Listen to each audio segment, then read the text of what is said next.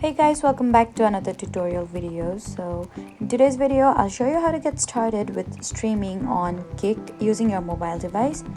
So first, download the official Kick app and create or sign in to your account. Then before streaming, you need to make sure your phone has a stable internet connection and enough battery. Next, check Kick's current mobile streaming options and permissions. Then you'll need to allow access to the camera and microphone if you want to stream using them.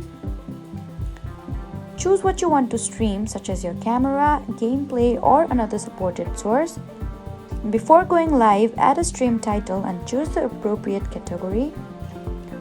It's also a good idea to test your microphone and camera before starting. So that was how to get started with Kick streaming from a mobile device.